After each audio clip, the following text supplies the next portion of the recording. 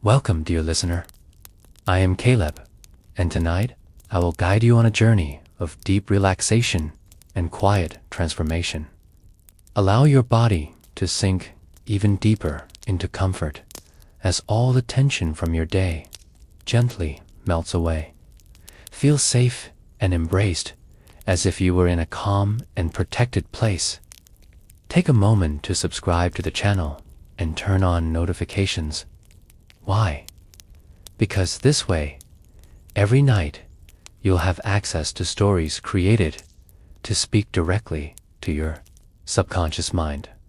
Stories that help you attract prosperity, open new paths, and transform your mindset while you sleep. Each video here is an opportunity to plant seeds of abundance that over time bloom into real results in your life. Now, let your breathing slow down. Let your muscles relax completely. As I tell you this story, every word will plant seeds of prosperity deep within your subconscious. You don't need to focus or analyze. Just listen and allow the story to flow through you like a gentle river of golden abundance. The soft morning light crept slowly through the narrow window of the small room where Joseph slept. The light stretched across the clay walls and over the simple wooden floor. Landing on his face and gently waking him, his eyes fluttered open, heavy with sleep, and he took a long, slow breath. He could hear the faint sounds of the early morning in the house, the soft clinking of a clay pot, the distant bleating of a goat, and the quiet shuffle of someone moving outside. Joseph rolled onto his side and stared at the ceiling for a moment. The wooden beams above him rough and uneven, each one holding the weight of the roof like the steady faith he held in his heart. Slowly he sat up, stretching his arms high until he felt the pull in his shoulders. He rubbed his eyes and yawned, then swung his legs off the bed and felt the cool, packed earth under his bare feet. He reached for the simple sandals beside his bed, worn and smooth from years of walking, and slipped them on. He stood and walked toward the small basin of water. Near the door, scooping some into his hands, he splashed his face and let the droplets run down his neck. Refreshing and waking his mind, the narrator's voice entered softly. Each morning is a chance to see the world with new eyes, to plant seeds of faith, and to step toward the life you dream, even if the path is not yet clear. Joseph patted his face dry with a rough cloth and ran his fingers through his dark hair. He glanced at the small, polished piece of bronze hanging on the wall, using it as a mirror, and for a moment he studied his reflection, his eyes deep with quiet hope, even as a faint shadow of worry lived there too. Outside he heard the call of his father, a voice strong and familiar, and Joseph walked out into the yard, feeling the sun beginning to warm his skin. He saw his brothers moving around, some tying ropes, others checking the sheep. The air smelled of hay, dust, and the faint sweetness of figs. Joseph greeted them with a small smile, though they gave him only brief glances. He picked up a wooden staff and began walking toward the field with the animals, each step steady, the dry earth crunching. Softly under his sandals, the narrator whispered, "Even when others do not see your light, keep your faith steady, for every step taken with belief leads you closer to your harvest." The sun had climbed higher in the sky by the time Joseph and his brothers led the sheep and goats toward the distant pastures. The morning air was warm, but still carried a soft coolness from the night. Joseph walked a little behind the others, his wooden staff in hand, the dry earth beneath his sandals crackling softly. He noticed every detail along the way, the way the wind bent the tall grasses, the sound of small stones shifting underfoot, the flutter of a bird suddenly lifting into the sky. His brothers spoke in low voices, sometimes glancing back at him. And though Joseph felt their distance, he kept his heart steady, remembering the dreams that came to him in the night. He had dreamed of fields and stars, of wheat that bowed, of lights that shone for him, and though he did not fully understand them, the dreams carried a quiet promise. The narrator's voice slid gently into the story. When your heart holds a vision others do not yet see, you must protect it like a seed in the soil, water it with faith, and keep walking toward it. Joseph reached the pasture and looked around, taking in the endless horizon, the golden grass swaying, the soft clouds drifting lazily across the blue sky. He crouched down and ran his fingers through the earth. Dry and rough, yet filled with the memory of rain, he felt a quiet pulse there, a reminder that life can emerge, even in the hardest places. The day stretched long, the sun climbing, and then beginning its slow descent.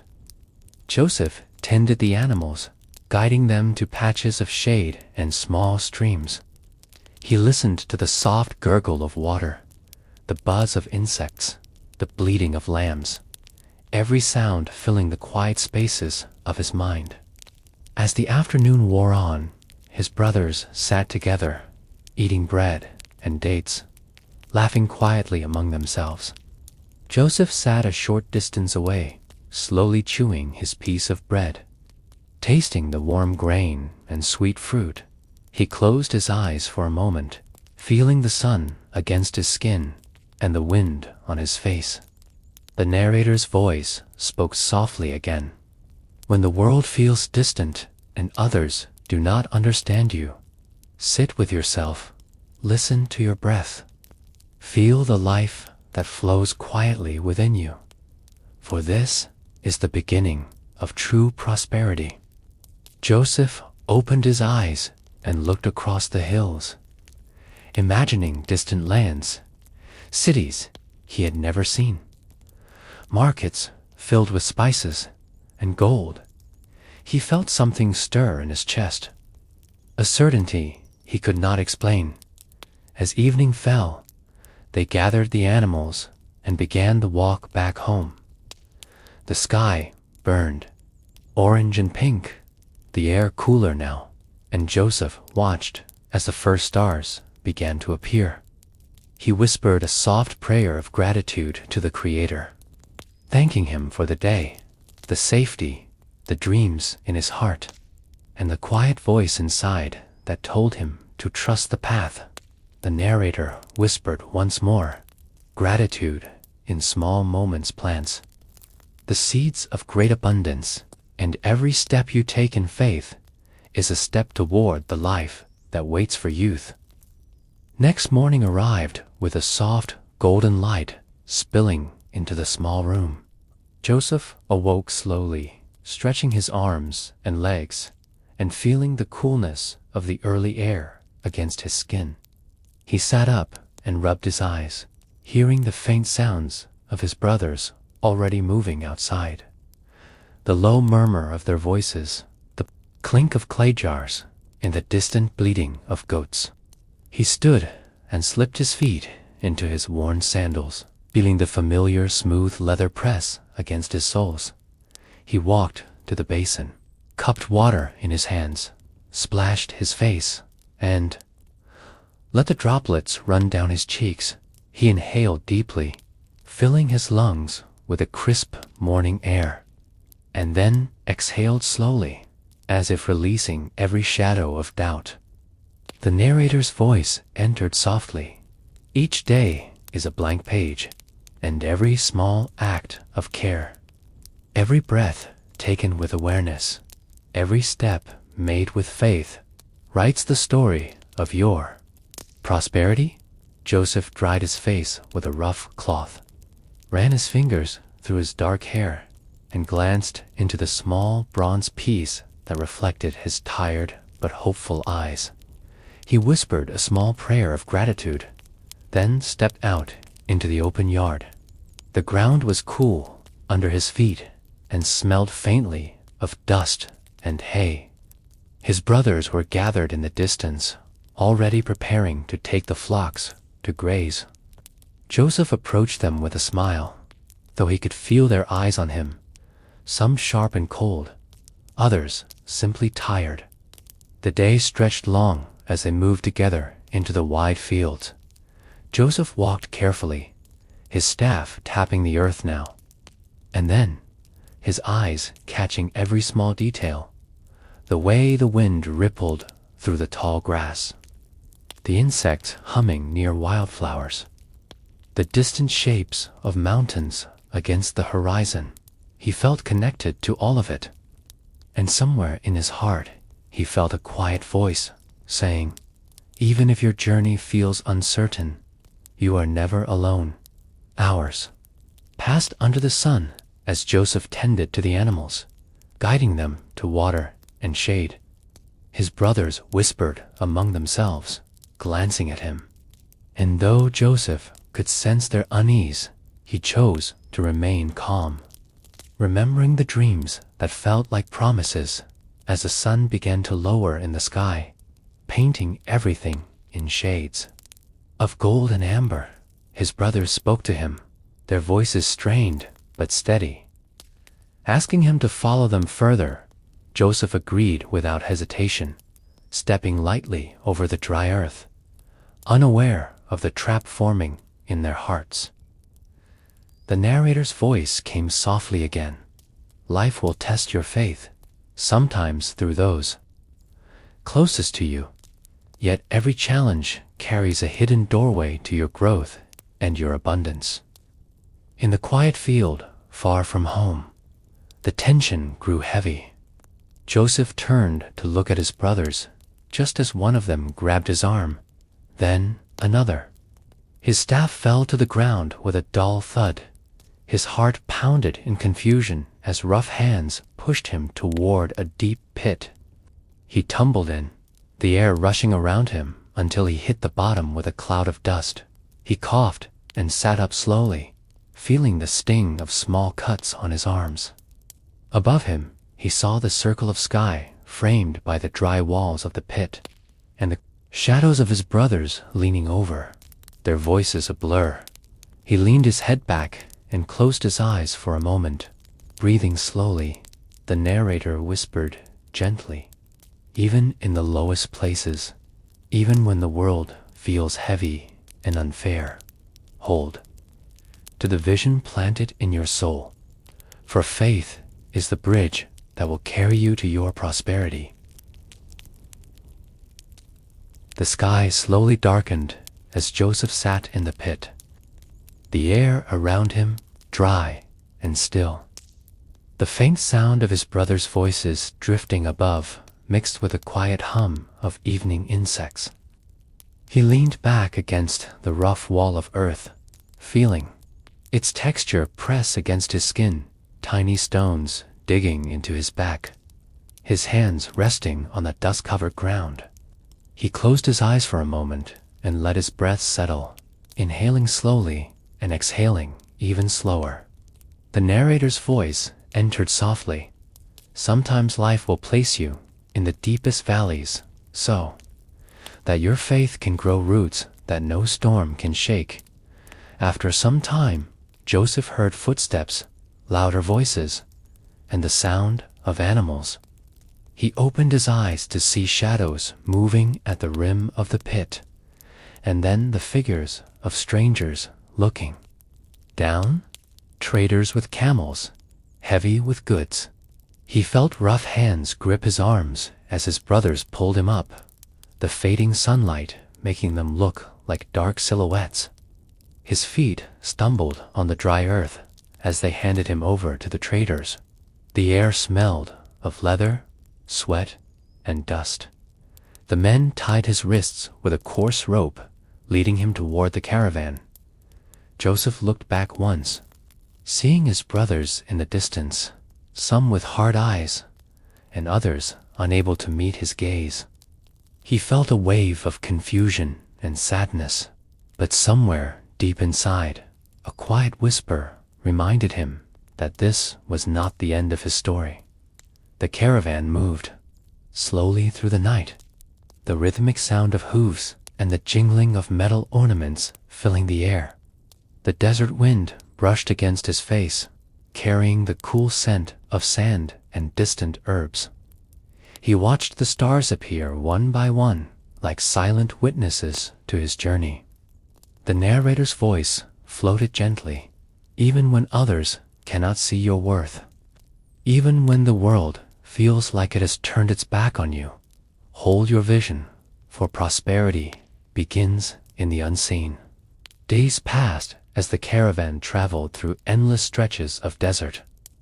Joseph grew tired, his muscles sore, his lips dry, but he kept his eyes open to the world around him. The dunes rising and falling like waves frozen in time, the sun casting long shadows that slowly shifted with every hour. At night, he listened to the soft crackle of fires, the distant howl of a desert animal, and the quiet murmur of traders counting coins. One evening, as the caravan stopped near a small oasis, Joseph knelt by the water, cupping it in his hands, watching the moon reflect like silver on the surface. He whispered a prayer of gratitude for the water, for the stars, for the strength to keep going. The narrator returned softly. Gratitude transforms even the smallest moment into a step toward abundance. And every time you choose faith over fear, you call prosperity closer to you. Finally, the towers and walls of Egypt appeared on the horizon, glowing under the sun like gold. Joseph stared in awe, his heart beating faster. He had never seen such a place. The tall structures, the bustling roads, the bright colors of markets. He could hear distant voices, the cry of merchants, the sound of hooves on stone, the smell of spices and baked bread carried on the warm wind.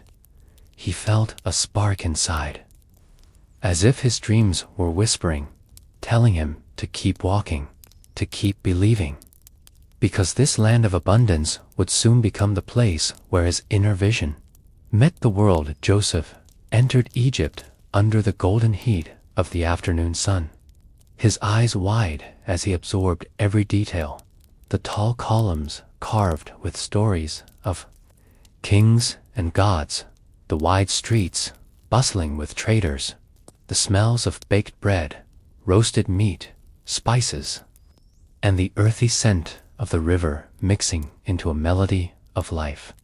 His hands were still bound, and the rope left a faint burn on his skin. But his heart was awake, watching, learning, and listening. The caravan led him to the market, where voices rose and fell in a chaotic rhythm, merchants calling out, coins clinking, camels groaning under loads of cloth and grain. Joseph's gaze drifted across the crowd until it settled on a man with authority in his posture, his robe of deep blue linen swaying as he walked, his eyes sharp and calculating. This was Potiphar, an officer of Pharaoh, a man whose presence commanded attention. Joseph felt his heart race as he was brought forward. The man's gaze scanned him like he was assessing a hidden potential. A quiet exchange of coins followed, the weight of the transaction sealing Joseph's new life.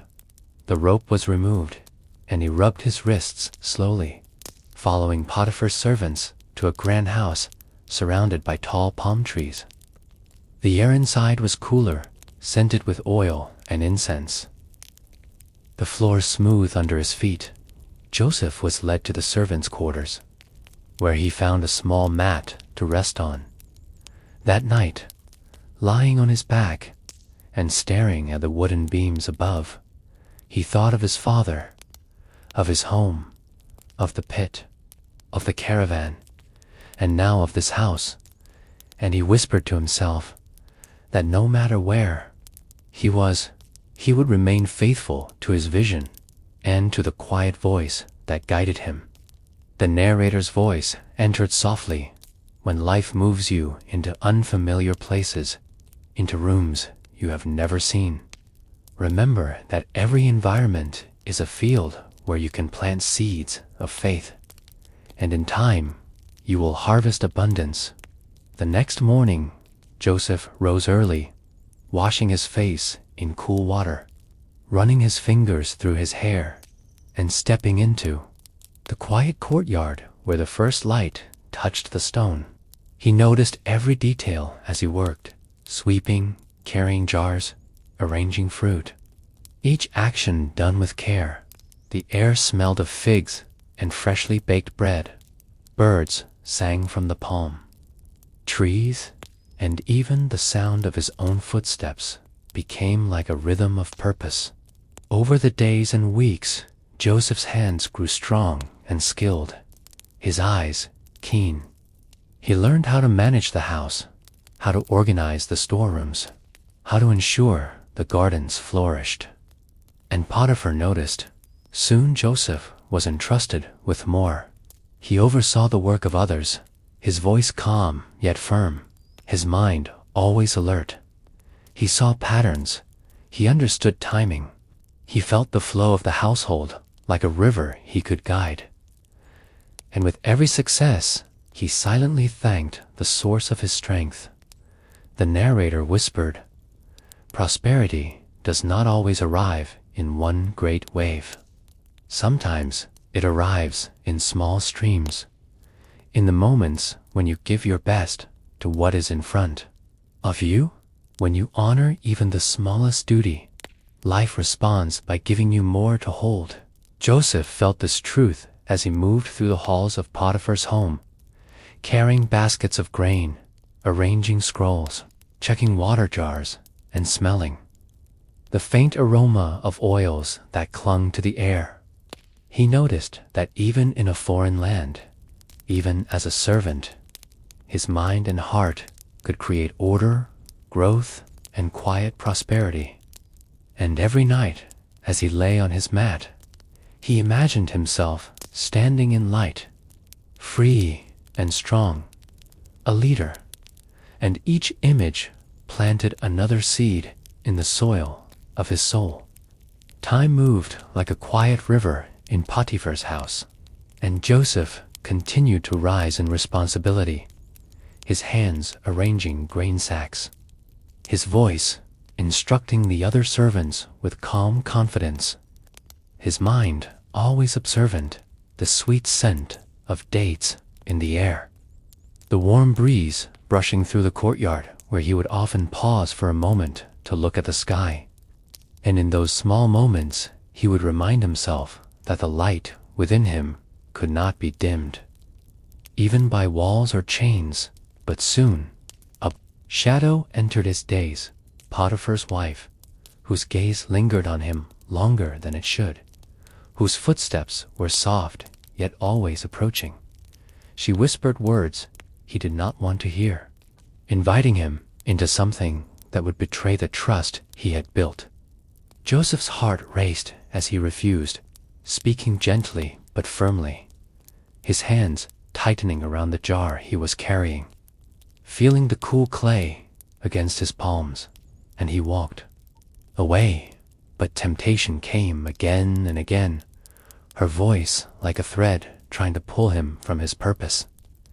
And one day she grasped his cloak as he turned to flee, the fabric slipping from his shoulders, her voice rising in accusation as he escaped into the open air, his chest heaving, his heart pounding. He knew the storm was coming, and it came swiftly. Potiphar's anger burned as he heard her story, though deep in his eyes there was a flicker of doubt. Yet the judgment fell. and Joseph was taken, his wrists bound once more. The air heavy with the smell of dust and straw as he was led into the prison, the iron gate closing with a sound that echoed in his bones. The darkness inside pressed against him, the cool stone floor beneath his feet, and for a moment he knelt, breathing slowly, letting the fear rise and then fade. He whispered to himself that no cage could hold his dreams. The narrator's voice entered gently. Life will test the seeds of faith you plant. Storms may try to uproot them. Yet, if your roots go deep into trust and purpose, no season can stop your harvest. Joseph rose, brushing the dust from his knees, looking around at the dim torches on the walls, the scent of damp stone and hay filling the air. He saw the other prisoners, some silent, some muttering, some broken, and he approached each day with quiet strength, sweeping the floor, carrying water, arranging the small spaces of the prison into something resembling order. Little by little, he created light in the dark. Soon the keeper of the prison noticed, just as Potiphar once had, and entrusted him with tasks. Then, with authority, Joseph learned the rhythm of the prison, the sound of footsteps in the hall, the rattle of chains, the drip of water from the ceiling, the distant call of birds outside that reminded him that freedom existed beyond the walls. And at night, he lay on the straw, eyes closed, picturing fields of grain and rivers of gold. And with each imagined image, he felt peace, prosperity beginning in the mind, long before it touches the hand. And the narrator whispered again, "Remember that every challenge is a hallway leading to your throne, but only if you keep walking, even when the floor is cold and the walls are silent." And Joseph, in that quiet prison, continued to walk in his heart toward the life he had been promised one night in the dim prison light, when the torches flickered against the damp stone walls and the distant sound of water dripping echoed softly. Joseph lay awake on his thin straw mat, his eyes tracing invisible shapes on the ceiling, his breath slow and steady, the smell of old hay and cool stone around him, and he listened to the faint snores of other prisoners, the murmurs of men who dreamed restless dreams, and he thought about the dreams of his youth, the sheaves bowing, the stars bending toward him, and he whispered to himself that dreams are seeds that do not die, even in the dark. And in the morning, two of Pharaoh's servants, the cupbearer and the baker, appeared troubled, their faces pale, their hands trembling as they recounted their dreams. The cupbearer spoke first, his voice shaking, describing the vine with 3 branches that blossomed into grapes. He pressed into Pharaoh's cup, and Joseph listened with calm focus, his hands folded, the chains on his wrists faintly cold against his skin. And he said, "This is the meaning. In 3 days you will be restored to your position." And the man's eyes glimmered with hope, and the baker leaned closer, speaking of 3 baskets of bread on his head that birds came and ate from, his voice trembling. And Joseph's heart softened as he gave the truth. "In 3 days, Pharaoh will lift your head, but not in life." And silence fell heavy in the prison. The distant clank of a guard's keys the only sound, and 3 days later, events unfolded exactly as he said. The cupbearer restored, the baker gone, and Joseph waited, each day moving like molasses, the sound of his own breath and the scraping of straw his companions. But the cupbearer forgot him, And yet, Joseph whispered to himself in the stillness, I am not forgotten by the one who plants the dream. Time stretched like the desert horizon, until one day the rush of footsteps and the echo of voices filled the prison. The cupbearer remembered Pharaoh had dreamed. 7 fat cows devoured by 7 lean cows, 7 plump ears of grain consumed by 7 withered ones. And no wise man could interpret it. And suddenly Joseph's name was spoken in the halls of the palace. He was brought up quickly, guards guiding him to the river to bathe. Cool water splashing against his skin, the dirt of the prison melting away, his beard trimmed, fresh linen against his body, the smell of oils and myrrh filling his senses. And he walked barefoot across polished stone floors, the echo of his steps in the great hall. And before Pharaoh he bowed low, the golden light of the palace glinting off the walls. And Pharaoh's voice rumbled like distant thunder as he spoke of his dreams. And Joseph listened, calm and unshaken, his voice steady as he said, It is not I, but God who gives the answer. 7 years of abundance, then 7 years of famine, and you must prepare, store the grain, hold the harvest, and you will survive. And the hall fell silent. Pharaoh's eyes wide, and he rose, placing the royal signet on Joseph's hand.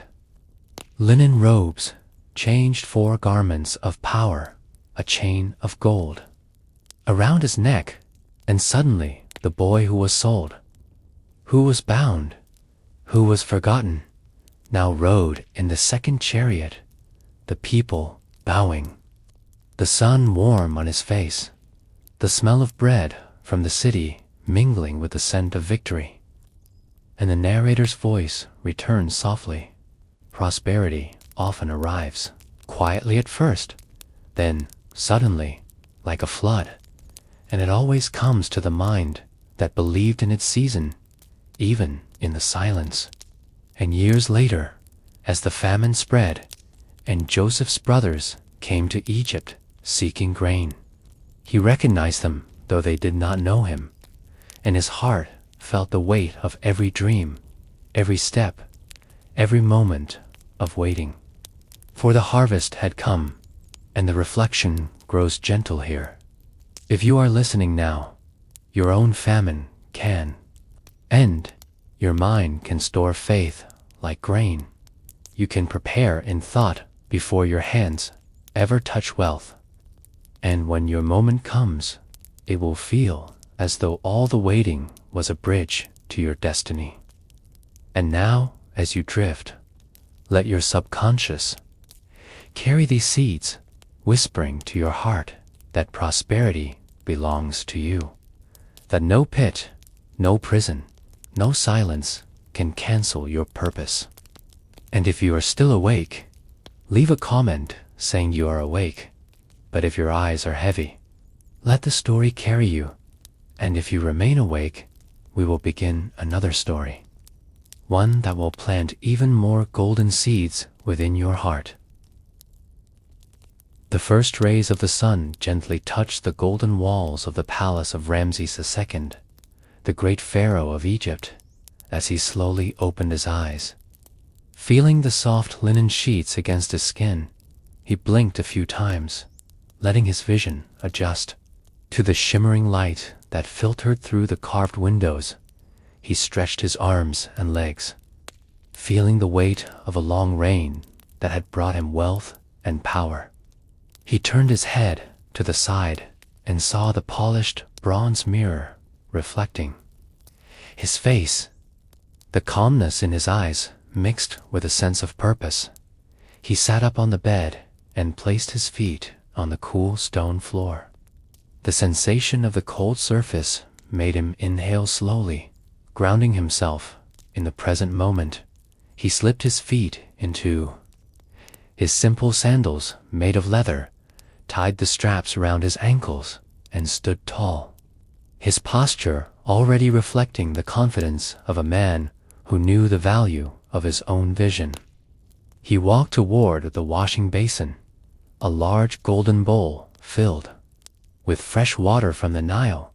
He dipped his hands, splashed his face, and felt the water dripping down. He grabbed a small linen cloth and dried himself, then slowly brushed his long hair with a carved wooden comb, observing in the mirror the lines of wisdom and responsibility that had grown with the years. The soft sound of servants walking in the corridor reminded him of the world that awaited outside the chamber, and he smiled faintly because he knew that every day was an opportunity to expand the abundance of his kingdom. Now, as he stepped into the long hall lined with columns, the light of the morning sun illuminated the hieroglyphs of victories and offerings, stories carved to remind everyone who entered that prosperity was a result of vision and faith. He walked slowly, his fingers gently brushing the cool stone of the columns, feeling the permanence of his legacy. And then he stopped by the balcony that overlooked the Nile. He saw the river glimmering like liquid gold, boats moving slowly across the water, some already loaded with crates and baskets, others waiting to be filled with grains, fruits, and treasures.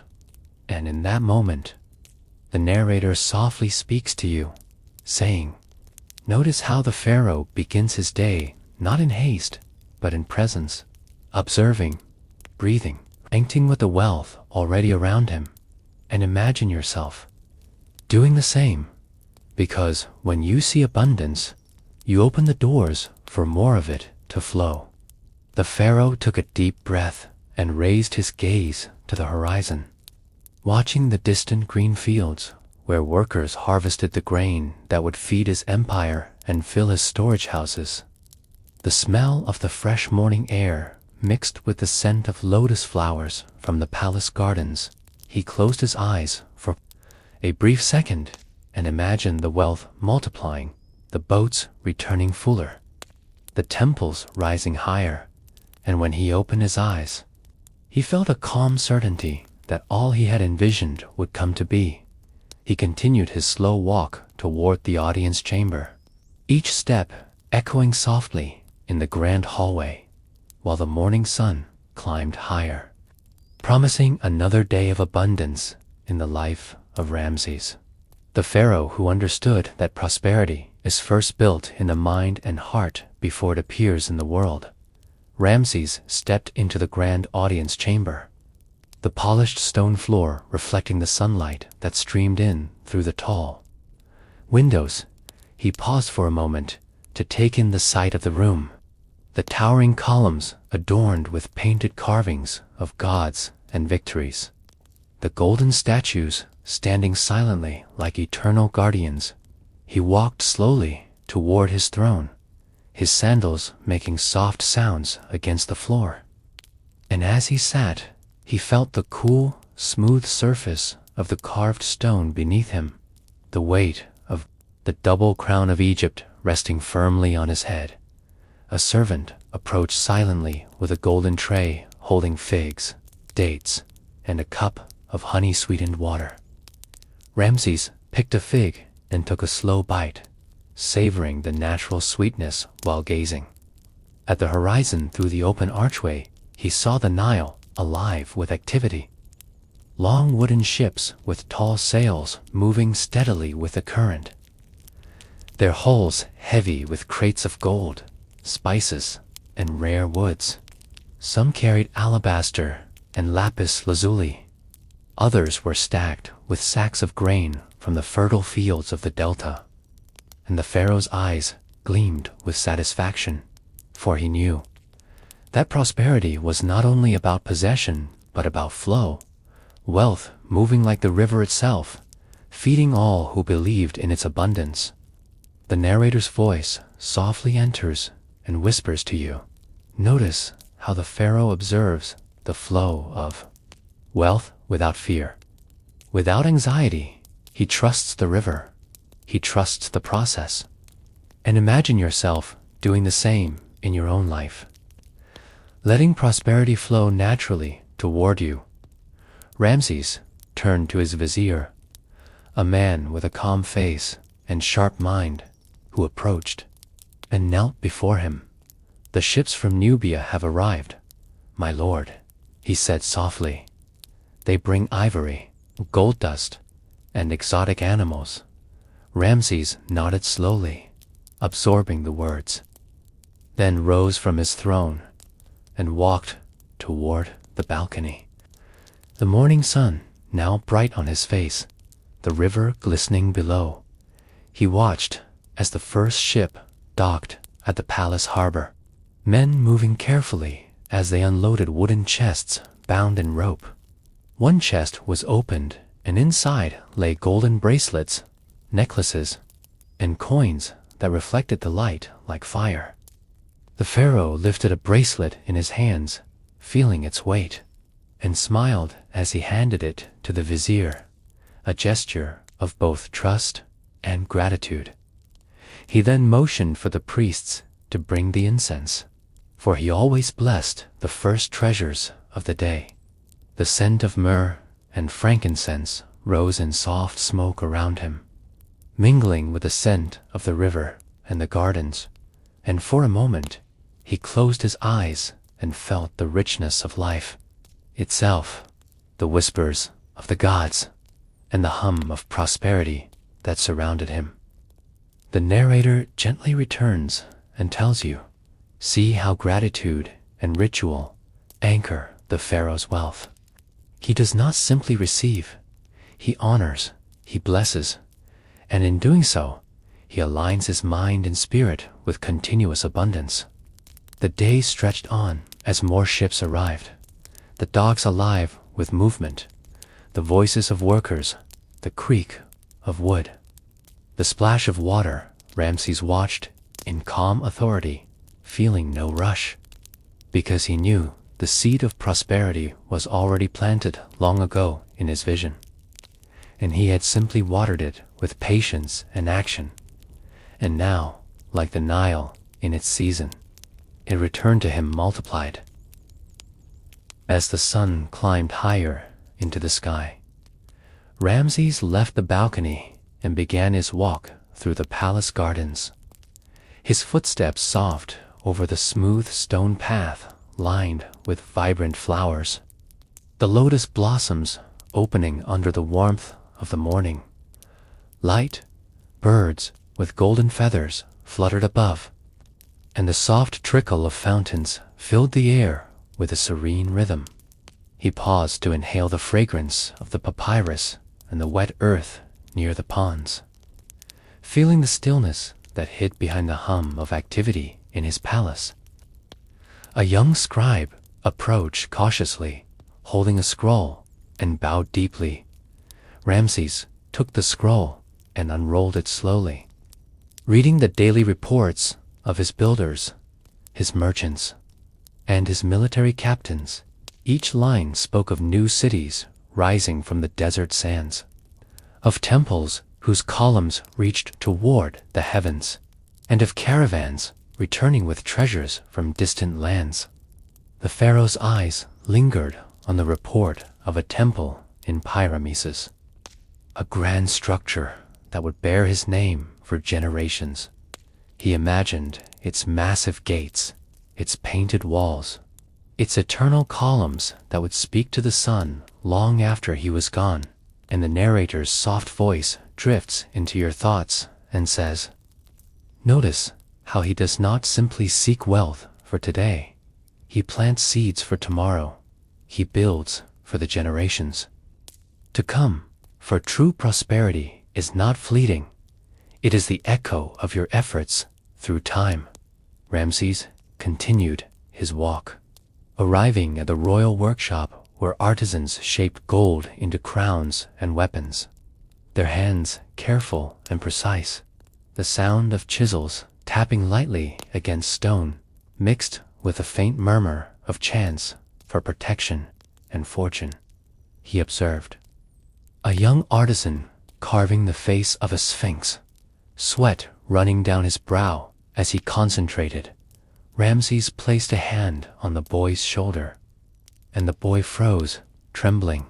The pharaoh smiled and said quietly, "Each detail you carve will live longer than us both." The boy's eyes widened with pride, and the pharaoh moved on, entering the grand stables where white horses and strong chariots gleamed in the filtered light. He stroked the neck of a horse, feeling the smoothness of its coat and the warmth of its breath. Outside, the Nile shone like a river of gold, reflecting the powerful sun of Egypt, and Ramses paused to look at it once more, this river that had carried his dreams and his wealth. The narrator's voice comes to you again, gentle and steady, like the river itself. Imagine that you too have a river in your life, always flowing, always bringing new opportunities, new wealth, new blessings, and all you must do is trust that flow, allow it, and honor it with gratitude. Ramses returned to the palace hall, where his generals awaited, maps spread across the wide table of polished stone. They spoke of new trade routes and lands under his protection. Every decision was a step in the dance of prosperity. Every alliance a seed planted for future abundance, and as the meeting ended, Ramses felt no rush, for he understood the rhythm of wealth, a rhythm like the Nile, steady, inevitable, and eternal. That afternoon, as the sun leaned toward the western horizon and painted the palace walls in shades of gold and amber, Ramses descended the grand steps toward the riverbank. The air was warm and fragrant, with a scent of lotus flowers drifting from the Nile. Servants moved silently around him, carrying baskets of fruit, folded linens, and jars of cool water for the journey. The royal barge awaited, its golden prow carved into the shape of a falcon. Shimmering under the sun, its long sails fluttered. Lightly in the warm breeze, Ramses stepped onto the polished deck, feeling the smooth wood beneath his sandals, and the barge began to glide across the slow, steady current of the Nile. Musicians played soft harps and flutes, their notes blending with the splash of water against the vessel. Ramses leaned on the rail, watching the river reflect the sky, the birds flying low, the small fishing boats that pulled nets heavy with fish, and the farmers in the fields along the riverbanks raising their hands in respect as the pharaoh passed. And the narrator's calm voice drifts softly into your thoughts now, reminding you that even a great king must honor the flow of life, for prosperity is like this river, always moving, always abundant for those who notice and receive it. Ramses turned to see the temples along the banks, some ancient, some newly built by his command, their pillars reaching for the sky, and he imagined the prayers whispered inside, the eternal gratitude of a people whose lives were tied to his vision. The barge approached a massive temple under construction. The sound of hammers and chisels echoed against the stones. Ramses stepped onto the shore, his sandals touching the warm sand, and he walked slowly through the site, pausing to see workers lifting stones, carving hieroglyphs, and painting walls with images of gods and kings. A master builder approached and bowed, sweat covering his brow, and Ramses said quietly, "Every stone you lift today will speak my name tomorrow." And the builder smiled, feeling pride swell in his chest as the pharaoh walked deeper into the temple. He placed his hand on a half-finished column, feeling the coolness of the stone, and he thought of time, how slow and patient it was, yet how generous it could be when one planted their efforts with faith.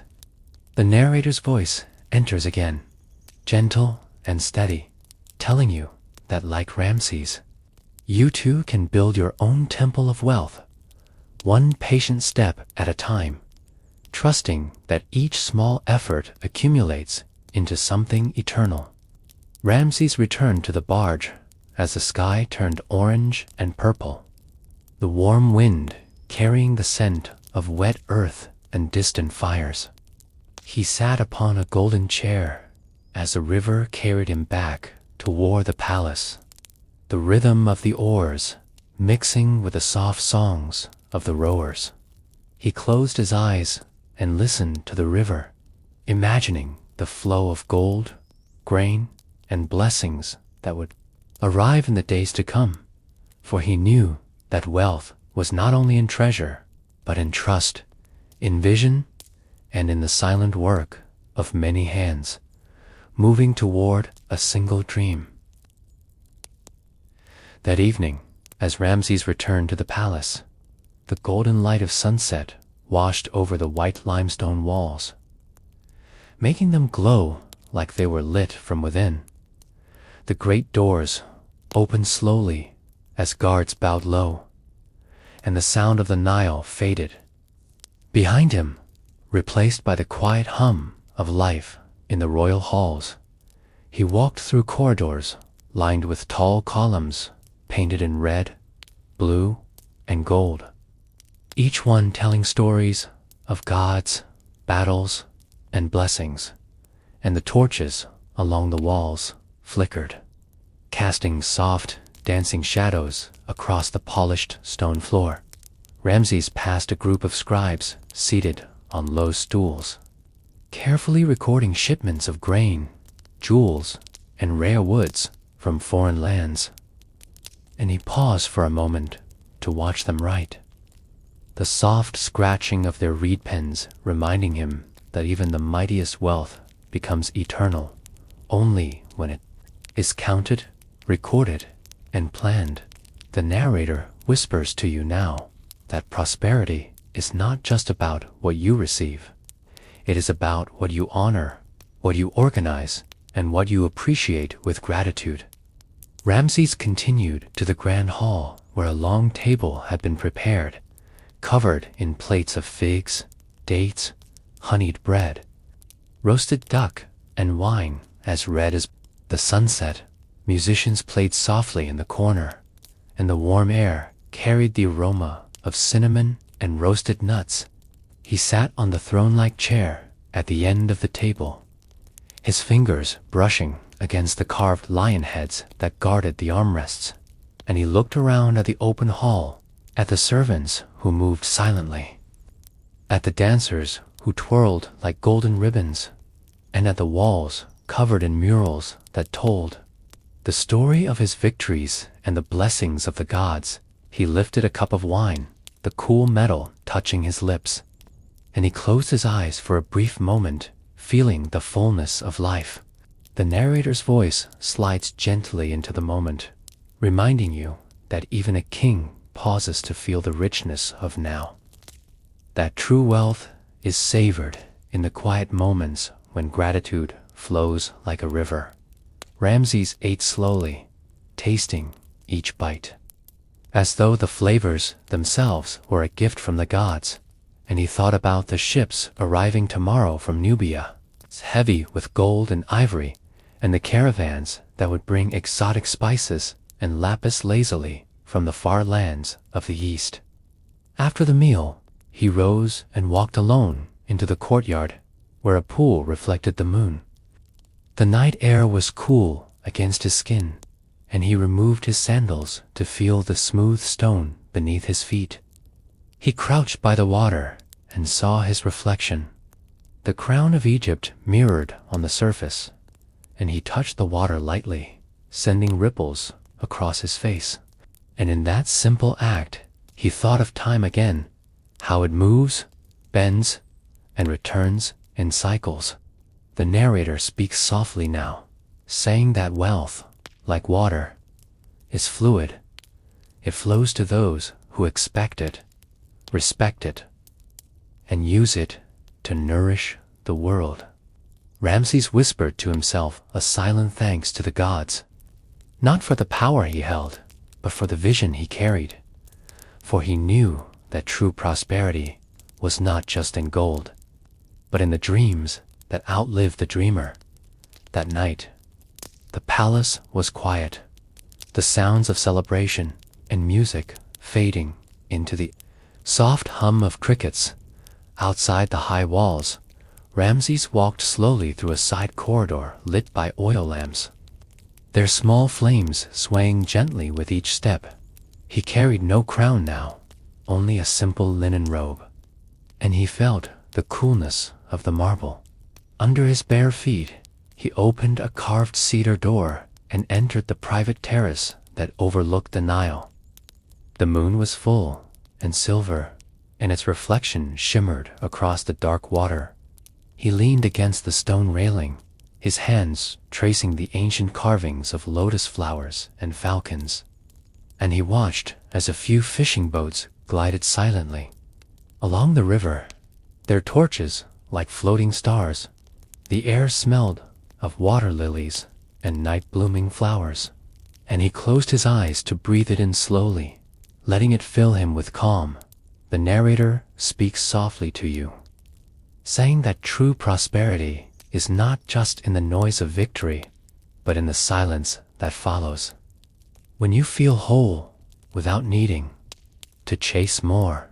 Ramses remembered the day he first ascended to the throne, young and untested, surrounded by advisors, warriors, and priests, all looking to him as if he already held the wisdom of the gods.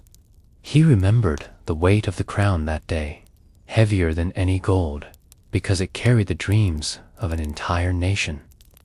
He opened his eyes and looked down at the river again, where the dark water curved toward the horizon, and he thought about how the Nile had been here long before him and would remain long after, carrying life and wealth to those who respected its flow. He whispered to himself that he must live like the river, steady, generous, and endless. The narrator glides in, again, telling you that wealth grows in the lives of those who see abundance as a current, something that moves and multiplies when shared and directed with purpose. Ramses turned and walked back into his chamber, where a single oil lamp cast a soft circle of light on the floor. He sat on a low stool and began to remove his jewelry. One by one, the gold bracelets, the heavy necklace, the rings with sacred carvings. Placing them carefully into a small chest, he looked at his hands, free of the weight of adornment, and he smiled faintly, thinking of the farmers, traders, and artisans whose work built the wealth he wore. He felt a quiet gratitude and spoke softly to the gods again, thanking them not for the treasures themselves, but for the wisdom to use them well. He lay on the wide bed of smooth linen, staring at the ceiling painted with constellations, and he let his thoughts drift to the cities he had built, the temples that rose toward the sun, and the generations that would walk those streets long after his time. And slowly his eyes grew heavy, and in the calm of the palace night, he felt rich not only in gold, but in time, in breath, in the knowledge that he was part of something larger than himself. The palace remained silent as the first light of dawn touched the horizon, the sky slowly turning from deep indigo to a faint gold. Ramses stirred in his bed, eyes half open, and for a moment he simply listened. The distant call of birds, the soft lapping of the river against the banks, the creak of wooden boats shifting. With a morning breeze, he rose slowly, feeling the coolness of the floor on his bare feet, and walked to the open terrace where the Nile shimmered under the awakening sun. The air was crisp, filled with the scent of wet earth and blooming lotus. He took a deep breath and felt alive, He whispered a simple prayer of gratitude, not for the gold, not for the monuments, but for the river, the sun, the people who trusted him, and the life that allowed him to create. He closed his eyes, and the narrator's voice reaches you now, soft and clear, like the flow of water, saying that wealth is more than coins and jewels. It is the quiet certainty that life moves in your favor when you choose to see abundance in everything. The more you believe in your capacity to create, the more doors open, like the river that never stops flowing. Your opportunities keep moving toward you, and as you listen to this story, your mind begins to understand that prosperity is natural. It belongs to you as much as the morning belongs to the sun. Every breath you take invites new possibilities. In every quiet moment you choose gratitude, your subconscious is learning that you are worthy. Ramses turned his gaze to the horizon, where the golden light grew stronger. And he thought of the years to come, of the harvests, of the thriving markets, of the temples where children would laugh and learn. And he smiled because he felt complete. The narrator speaks again, guiding you gently, saying that as you let this story settle in your mind, imagine your own life as a kingdom. See yourself as the calm ruler of your reality. Each thought a seed, each action a brick in the palace of your dreams. And with every seed of gratitude you plant, wealth quietly grows in ways you cannot yet see. Now feel this truth sinking into your subconscious, repeating gently, I am worthy of abundance. I allow prosperity to flow to me. I am grateful for all that is and all that is coming. And as this truth becomes part of you, you feel lighter, calmer, safer, ready to receive.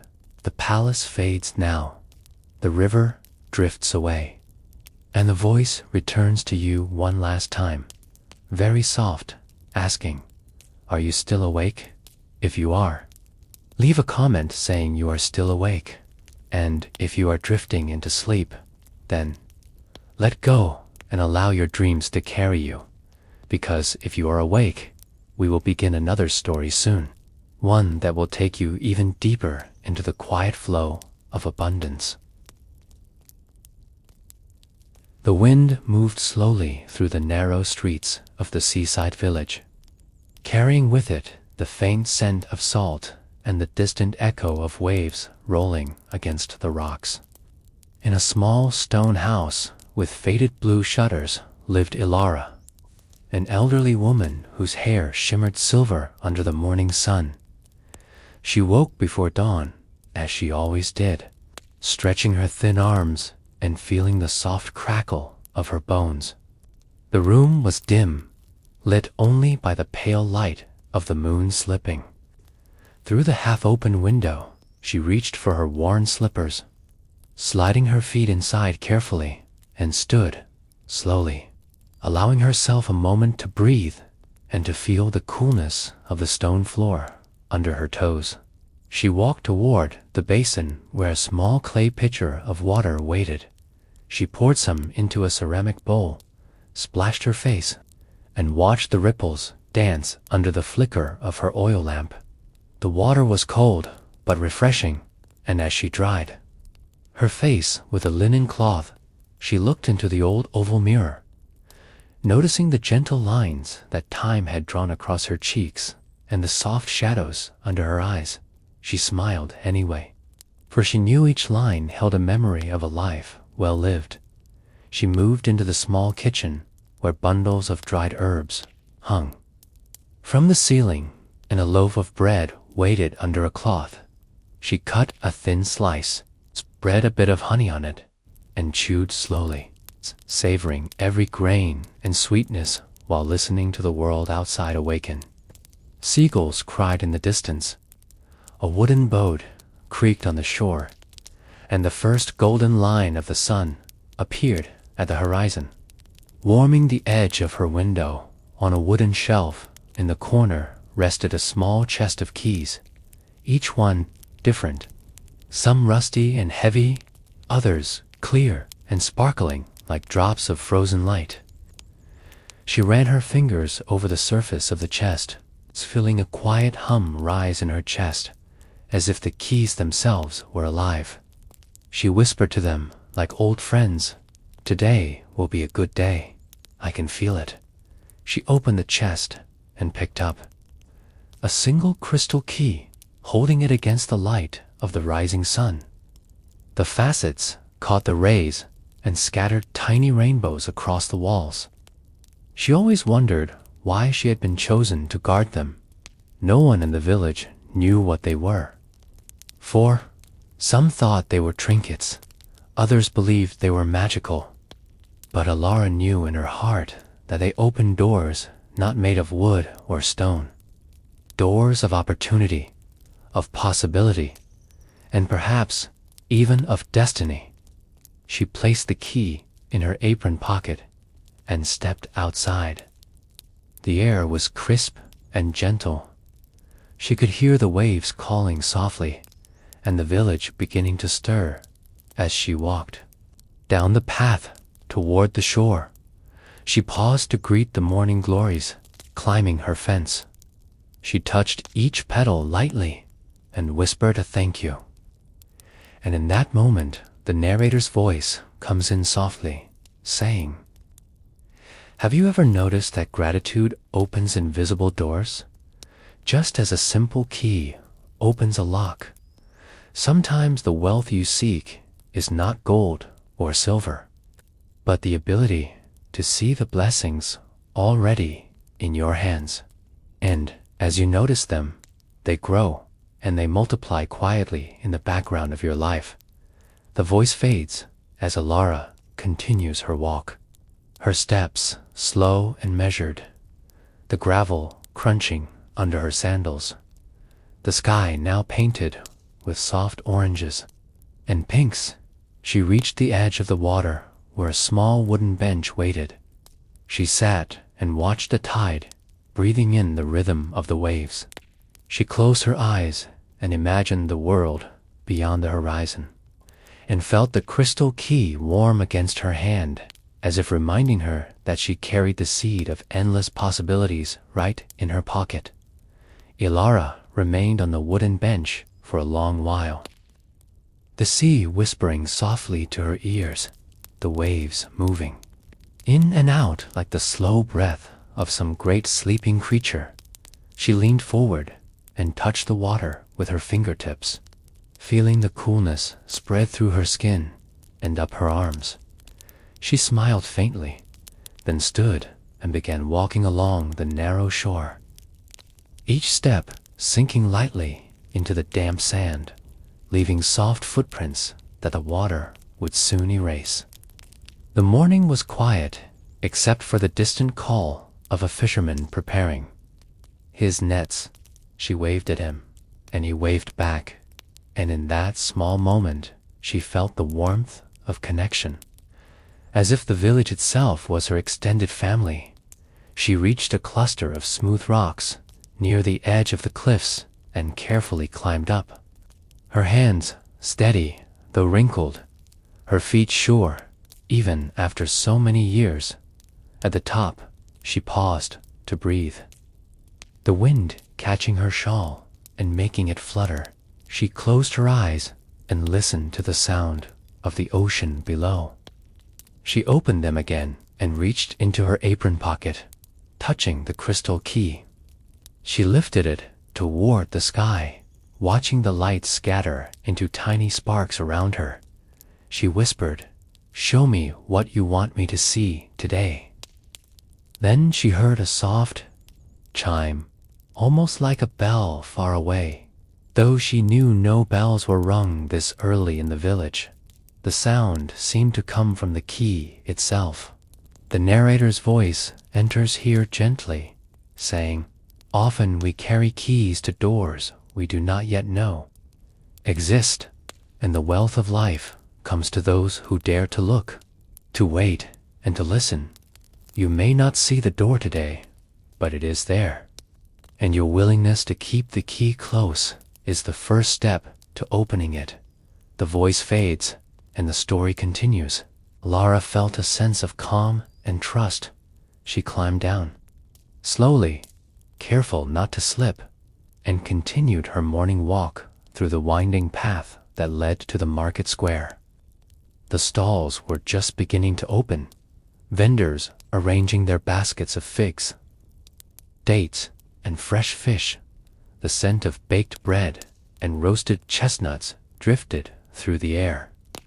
She greeted everyone with a gentle nod, her presence familiar and comforting. She bought a small basket of plums, counting the coins carefully, then placed one plum in her mouth, tasting the burst of sweetness and juice.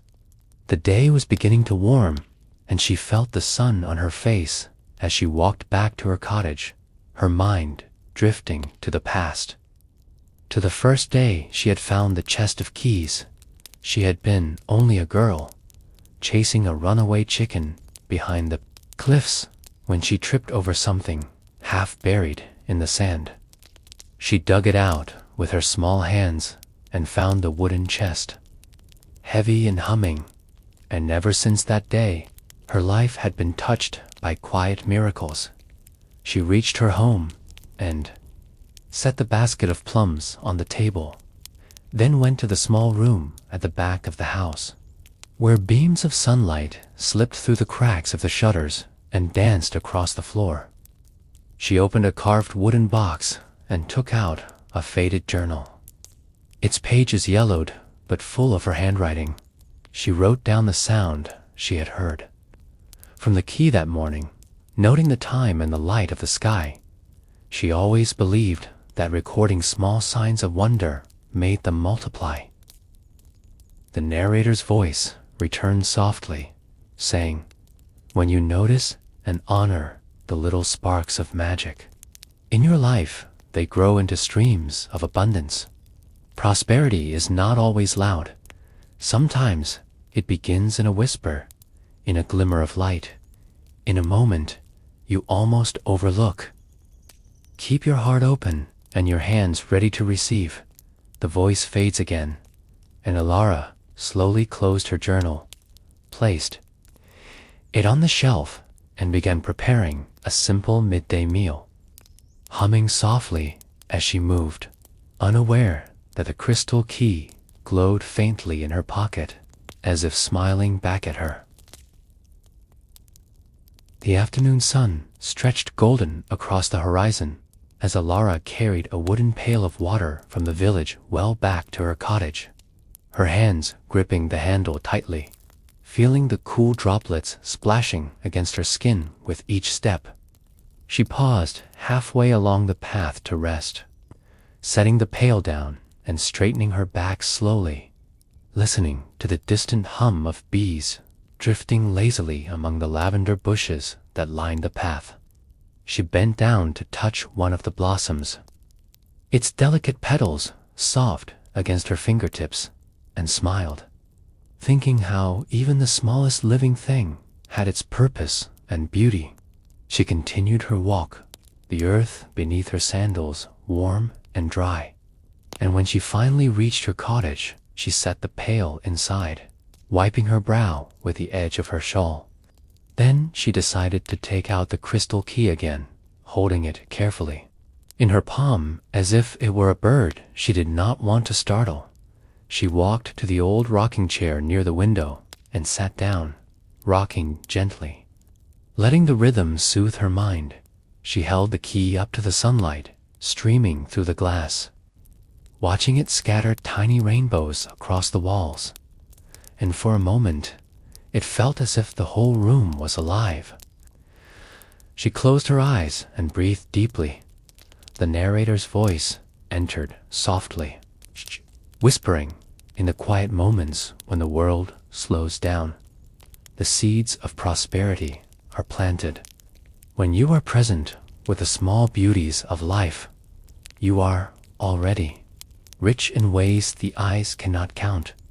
The voice fades, and Elara's thoughts drifted back to her family. To her late husband, who had built this cottage with his own hands. She remembered how he used to wake at dawn and walk to the cliffs, choose to watch the sun rise over the ocean, and she felt a warm wave of gratitude, the kind that makes the chest expand and the heart feel light.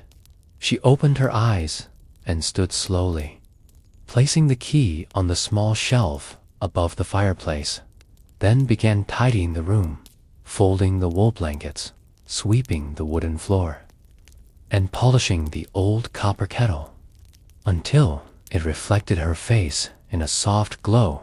The work felt meditative, and with each movement she whispered a quiet thank you. Thank you for this home. Thank you for this day. Thank you for another chance to be alive. As she worked, she felt her mind settle into a deep sense of peace. Outside the window, the sound of children's laughter drifted from the village square, and the scent of bread baking still floated through the air. She decided to go out again, curious about the energy she felt in her chest. So she wrapped her shawl tightly and walked toward the cliffs as the sun lowered, painting the sea with streaks of gold and rose. Her sandals brushed against the dry grass, and the wind played with the loose strands of her hair. She reached the same bench from the morning and sat down again, holding the key in both hands, closing her eyes to listen. At first, she heard only the rhythm of her own breathing. Then, soft ringing filled her ears, higher than before, and this time it felt like a call, a gentle invitation. She opened her eyes and noticed a faint light dancing on the water far below. As if the sea itself held a secret, the narrator's voice entered again, saying, "The world whispers to those who are willing to listen, and those whispers are the language of opportunity. Abundance comes quietly, and it arrives to those who trust its timing." The voice faded, and Elara rose, curiosity blooming in her chest. She began climbing down the familiar rocky path carefully, her hands brushing the stone for balance, her sandals scraping softly. And when she reached a small stretch of sand at the bottom, she noticed a glimmering object half buried in the wet sand. Her heart quickened. She knelt slowly, the water brushing her knees as she dug with her fingers, and when she pulled it free, she saw another key, smaller, but made of the same crystal. Catching the last rays of the sun, she held it to her chest, smiling as the waves lapped gently at her feet, feeling that her journey was just beginning. The evening deepened into shades of lavender and indigo. As Elara began her climb back up the rocky path with the new crystal key clutched carefully in her hand, each step slow and deliberate, the rough stone cool beneath her fingertips, her breath steady but slightly labored from the effort. The wind carried the scent of salt and wildflowers, and the rhythmic crash of the waves below felt like a lullaby for the earth. She paused halfway up to catch her breath and looked out at the horizon where the sun was now melting into the ocean, its last light reflecting in shards across the water, making it look like the sea itself was sprinkled with gold. She felt a shiver of wonder, thinking how the world seemed to respond when she paid attention, and she whispered softly to herself, thank you for letting me see." She reached the top and walked back toward her cottage, the grass brushing against her ankles, the sky above now painted with the first stars of the evening. She pushed open her wooden door and stepped inside, placing both keys on the shelf near the fireplace. The room glowed softly in the light of the single oil lamp she lit. The golden flame flickered across the wooden walls, and she sat down at her small table, taking a slow sip of herbal tea she had prepared earlier. Its warmth spreading through her chest, she let her mind wander, and the narrator's voice appeared gently, almost like a breath, saying, "Prosperity is often found in the quiet collection of small treasures, not always of gold or silver, but of moments, lessons, and discoveries that expand your heart. And when your heart expands, so too does your life." The voice faded, and Alara rose from the table, feeling a gentle energy urging her to act. She went to a small chest by her bed and opened it. Inside were tokens from her life, an old ribbon, a seashell her husband once gave her, a small bundle of dried lavender from the first summer in this home. She placed the smaller crystal key inside, as if storing it in the vault of her heart. And then she turned to look at the larger key on the shelf.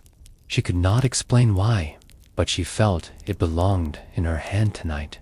So she took it and sat near the window, rocking slowly in her chair. The night outside, filled with a chorus of crickets and the faint rustle of leaves. She leaned her head back and gazed at the stars. And for a moment, she imagined the keys were connected to those lights in the sky. That maybe they were not just objects, but invitations to something bigger. Her eyes grew heavy, but she fought to stay awake, curious. And in that liminal state between wakefulness and sleep, she felt a soft vibration in her hands. She opened her eyes and saw that the crystal key was glowing faintly, as if alive. Her heart skipped, and she rose, stepping outside, barefoot, onto the cool earth, following an instinct she could not name. The moonlight bathed the cottage in silver, and the field beyond seemed to whisper in the wind. She walked slowly, the grass wet with dew against her toes, until she reached the old oak at the edge of her land, a place she had not visited at night in many years. And there she noticed something she had never seen before, a small hollow in the tree glowing faintly like the key. Her hands trembled. As she approached, the narrator's voice came again softly. "Sometimes abundance hides in places you have known your whole life, waiting for you to look with new eyes." The voice faded, and Alara leaned closer to the hollow, feeling the night hold its breath. And slowly she placed the larger key inside, and the tree responded with a soft hum, as if waking from a long sleep, sending a thrill of wonder through her entire being. Alara stood motionless for a long moment, her fingertips still resting against the rough bark of the oak, feeling the faint vibration through her skin, and the larger crystal key pulsed with a soft golden light before slowly dimming, as if the tree had accepted it and now held it safe in its heart. She took a slow step back, her bare feet sinking slightly into the damp soil. The night air cool against her cheeks, and a breeze brushed her hair gently across her face. She whispered into the night without thinking, "Is this what it means to be truly rich? To find magic in what others do not see?" And as if in answer, the narrator's voice came softly. "Abundance is often a reflection of attention. When you give your focus to the life that surrounds you, it gives back in ways you cannot imagine." Alara closed her eyes for a moment and inhaled deeply, the scent of earth and oak leaves filling her chest. And when she opened her eyes, the world seemed sharper. the stars brighter, the moon larger, the sound of the crickets now like a familiar song. She turned and slowly made her way back toward the cottage, her body heavy with the calm of the night, but her mind alert with wonder. Inside the cottage, she placed the small key beside the lamp and lowered herself into the rocking chair, rocking slowly forward and back, forward and back. The sound of the wooden runners against the floor, a quiet rhythm like a heartbeat. She thought about the life she had lived, about the many years that had passed, the faces she had loved, the days she had worked in the garden, and the nights she had spent by the fire. And she felt gratitude rise in her chest like a warm tide. The narrator's voice entered again gently.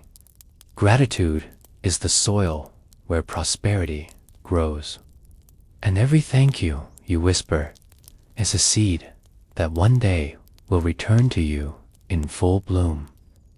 Ilara nodded to herself and reached for a small piece of bread.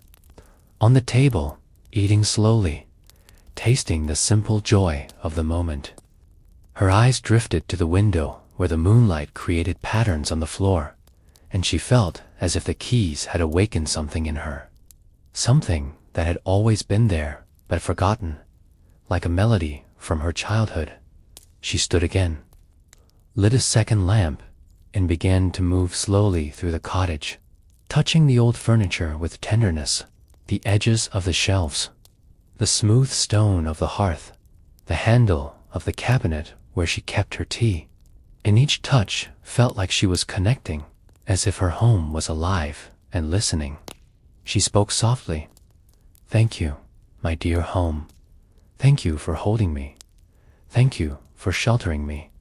She opened the cabinet, took another tea bag, and set it in. Hot water, watching the colors slowly bloom and rise in the cup. She carried the tea to her small table and sat, cradling the cup between her hands, the warmth grounding her, the scent calming her. And she sipped, one slow sip at a time. The narrator's voice drifted in again, soft as a lullaby.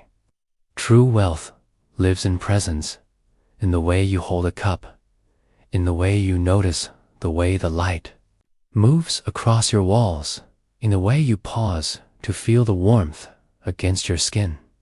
And as you allow yourself to feel this, your mind and your heart open to receive more.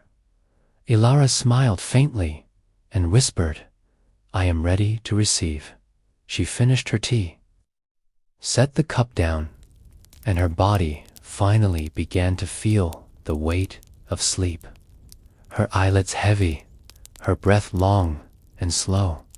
She rose, crossed the room, and lay on her small bed, the covers cool against her skin, her hand drifting to the small crystal key by the lamp, and she held it lightly as she closed her eyes, feeling safe, abundant, and full of quiet joy. The morning light crept into Ilara's cottage as a soft, golden glow, sliding across the floorboards and illuminating the small table where the crystal key rested. She opened her eyes slowly, her body heavy with the remnants of deep sleep, and for a moment she simply lay there, listening to the distant call of a bird and the soft creak of the old wood as it warmed under the sun.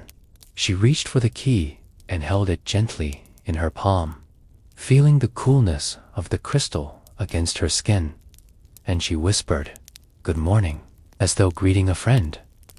Rising from her bed, she slipped her feet into her worn slippers and stretched her arms high above her head, her joints crackling softly. Then she moved slowly toward the small basin by the window, splashing water onto her face and watching the droplets glisten in the sunlight. She patted her face dry and brushed her white hair with careful strokes, noticing the way the strands caught the light. She smiled at her reflection in the small mirror, seeing the lines of age and the softness in her eyes. The narrator's voice drifted in gently. Wealth is not always counted in coins or jewels. Sometimes it is measured in the way you see yourself, in the love you give to your own reflection, and in the patience with which you move through the day. Ilara nodded slightly and went to prepare breakfast, cutting a slice of bread, spreading a thin layer of honey, and sitting down to eat slowly, tasting each bite with intention. Outside, she heard the rustling of leaves, and when she looked through the window, she saw a small fox crossing the edge of the forest, its red fur glowing in the sun.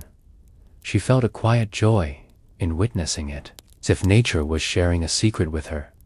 After breakfast, she picked up the larger crystal key and decided to take another walk to the oak tree, stepping out into the morning air that smelled of damp earth and blooming flowers.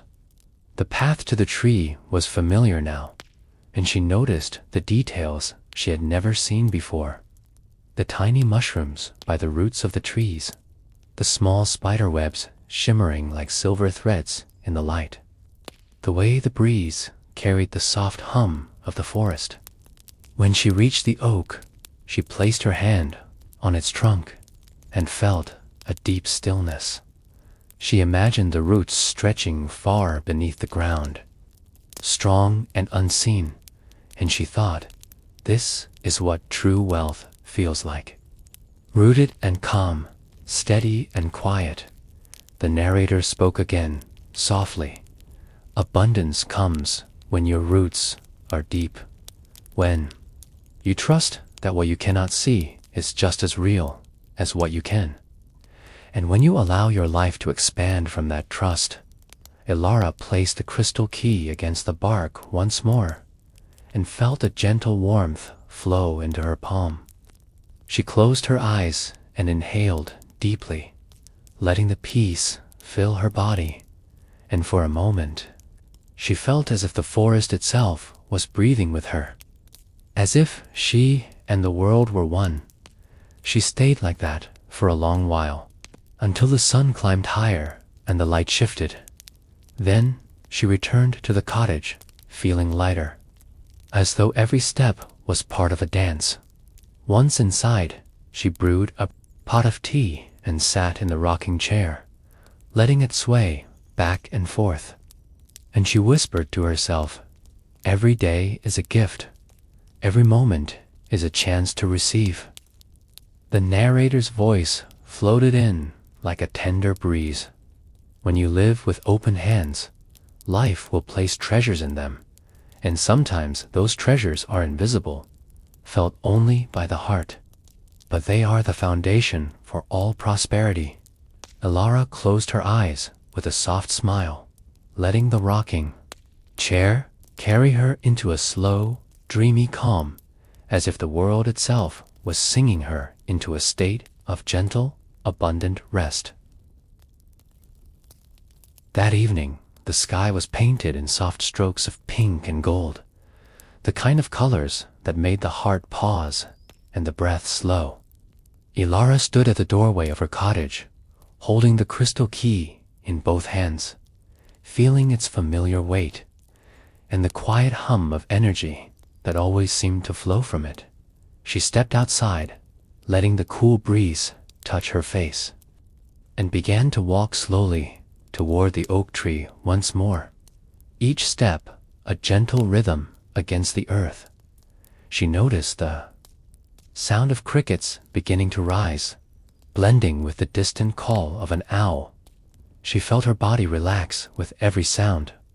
With every step, when she reached the oak, the sun had almost vanished, leaving a soft glow that seemed to embrace the forest. She placed the crystal key against the tree trunk and closed her eyes. Taking in a long, slow breath, she could feel her heart slowing, her mind softening, as if the forest itself was whispering secrets only she could hear. In that stillness, the narrator's voice emerged, calm and deep. You are safe, you are enough, and you are worthy of receiving. Let every breath you take remind you that abundance flows quietly, like a river that never stops. You do not have to chase it. You do not have to fear it. It comes. When you open your hands, your heart, and your mind, Elara listened, and it was as if every word melted into her bones, filling her with warmth. She stayed like that for a long time, allowing the sense of peace and quiet prosperity to settle in. Finally, she returned to the cottage as night fully embraced the land. She lit a small lantern and placed the crystal key on the wooden table. Then made a simple meal: bread, warm soup, and a few slices of fruit. She ate slowly, savoring each bite, feeling gratitude grow with every swallow. The narrator's voice returned.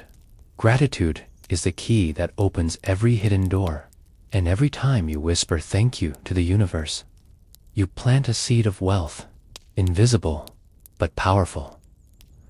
After dinner, she washed her hands, combed her long white hair, and looked at herself in the small mirror. Her eyes seemed brighter than usual, as though a secret light lived within her. She walked to her rocking chair, the lantern flickering softly nearby, and she sat down, holding the crystal key to her chest, rocking slowly. The chair creaking softly with each motion. She felt her eyelids grow heavy, but her mind was calm. She thought of the oak tree, of the forest breathing with her, and she smiled. The narrator now spoke in a long reflection, as if wrapping the story in a blanket of quiet guidance. Listen to these words and let them sink into your heart. Abundance is not a race, it is a rhythm, and you are part of that rhythm. Wealth comes to those who feel it before they see it, and you are worthy of feeling it now. Imagine your hands opening to receive blessings. Imagine your mind releasing all doubt. Imagine that the universe, like a great and endless river, is already carrying every good thing toward you. You do not need to chase. You only need to allow. And in this moment, as you breathe, you are allowing. You are safe. You are loved. And you are ready to receive with each breath. Feel your subconscious learning a new language, the language of prosperity, of peace, and of trust. Every cell in your body remembers this feeling now, and it will guide you quietly, even as you sleep. Elara drifted deeper into that gentle state, her rocking chair swaying like a lullaby. The narrator's voice softened, and now, as this story comes to a close, I wonder, are you still awake? If you are, I'll leave a comment saying, I am still here. And let me know that you traveled with Elara tonight. And if you are still awake, then stay with me, because we will go to another story, one that will take you even deeper into the river of dreams and the gentle embrace of prosperity. High in the misty mountains, where soft clouds rolled like gentle waves, and the first light of dawn painted the peaks in shades of gold and lavender, a solitary monk named Honoru awoke to the soft chime of a bronze bell swaying in the wind outside his temple. He opened his eyes slowly, blinking away the last traces of sleep, and for a moment he simply listened. The air was cool, carrying the scent of pine and something faintly sweet, as if the mountain itself exhaled peace. He sat up in his small wooden bed, stretched his arms, and let out a long breath. He placed his bare feet on the cool stone floor and reached for his sandals, the straps worn smooth by years of use. He tied them carefully and then stood, moving toward the small basin in the corner where he splashed cold water on his face. The sensation woke him fully. He watched a single drop slide down his nose and fall, rippling the water below. In that reflection, he saw his own eyes, calm yet full of quiet curiosity. He combed his hair with his fingers, tied it back in a simple knot, and stepped outside into the fresh air. The temple courtyard was empty, save for the stone lanterns and the soft carpet of moss that grew between the cracks. The wind carried the scent of unseen flowers. Anoru smiled. He knew their fragrance well. They were the flowers of his invisible garden, the garden no one in the village believed existed. He walked the narrow dirt path to the far edge of the temple grounds where a wooden archway stood, its carvings faded by rain and sun. Beyond the arch was a simple field of grass to the eyes of others, but to him it was alive with blossoms. He knelt slowly, touching the earth, whispering a morning prayer. The narrator speaks now in a soft reflection. Prosperity always begins where no one else is looking. It starts in the quiet corners of your mind and heart, and like seeds planted in hidden soil, it grows in silence until the world finally notices. Kana rose and began his daily ritual, walking in circles through the invisible garden, imagining the flowers swaying, imagining their colors, their shapes, their gentle movements in the breeze. He could feel the life there, even if the world did not see it. He hummed a low, simple tune as he moved, and soon the air seemed to shimmer softly around him. A butterfly appeared from the forest edge, bright yellow, floating as if dancing on an invisible current. It hovered over the space where he knew his sunflowers bloomed. He smiled to himself, because this was the first sign of life responding to the invisible. And deep down, he knew the more he believed, the more the unseen would become real. As the sun rose higher, villagers passing on the lower road paused. They could hear the monk humming, and for some reason, they felt lighter, calmer, even without understanding why. One boy swore he heard birds singing in a pattern he had never heard before. This was the beginning of the invisible garden's power, a quiet whisper of abundance growing in places the eyes could not yet see. As the morning sun stretched higher over the misty peaks, Anoru carried a small wooden pail down to the stream that ran behind the temple. The water was cold and clear, and he could see tiny silver fish darting between smooth stones.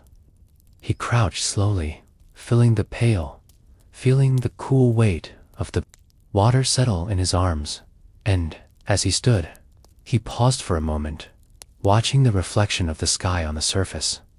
The white clouds drifted lazily, mirrored perfectly, and a soft wind sent ripples across it.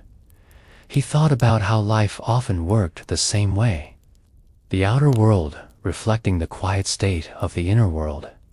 He walked back up the slope to his garden, step by deliberate step, his sandals brushing softly against the grass. When he arrived at the wooden archway, he poured the water slowly across the soil, moving in a circle, his hands careful and patient. Even though to the eyes of others there was nothing there, to him the ground was alive with blossoms of lavender, golden marigolds, and tall sunflowers that seemed to turn toward his presence. The narrator speaks softly here.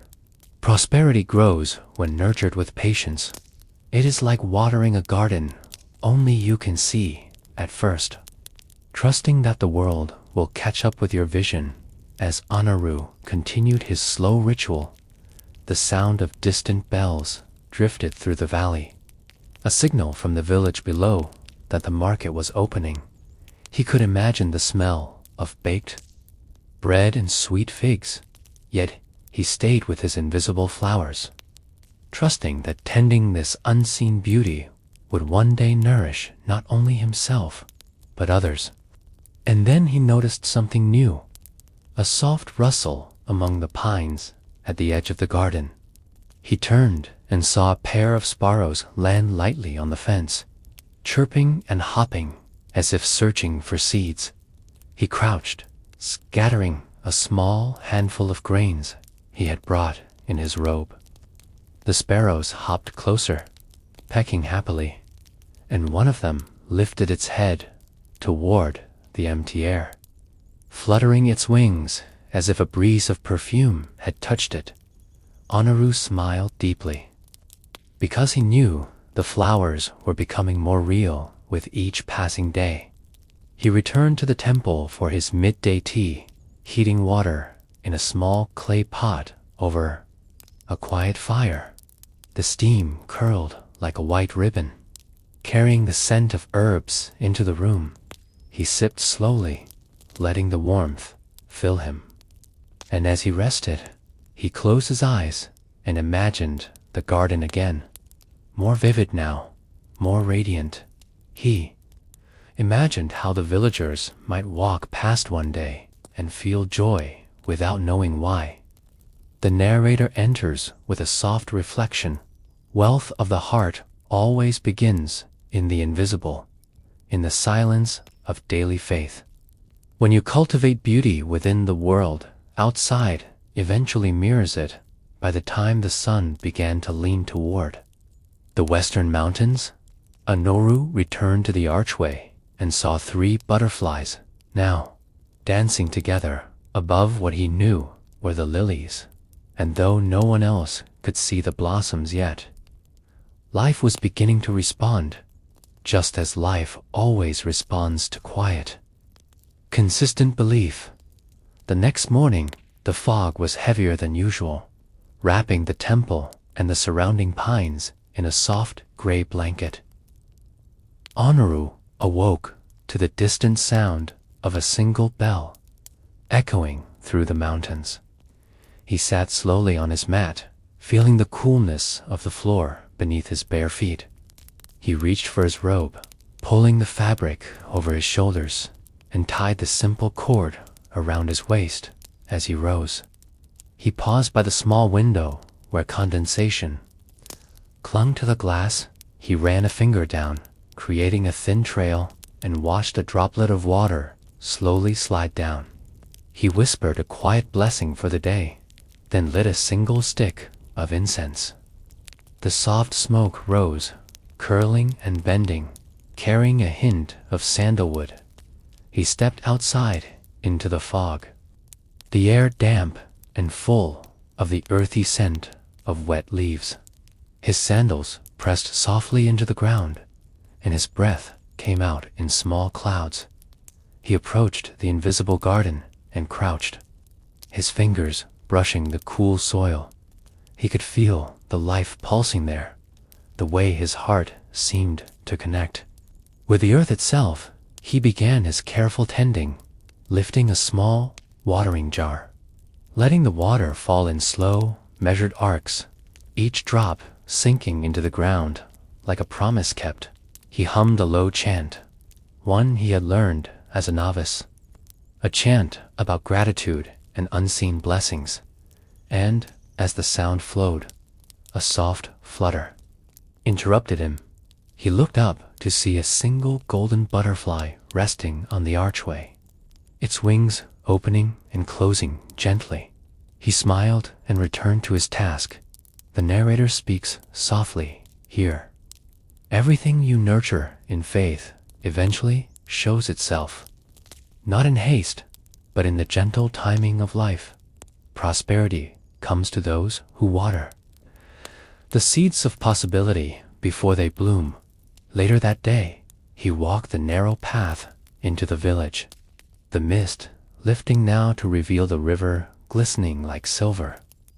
The villagers greeted him warmly, bowing their heads, and he offered a nod in return. At the market, He bought a small pouch of rice and some fresh herbs, exchanging them for a few coins from his robe pocket.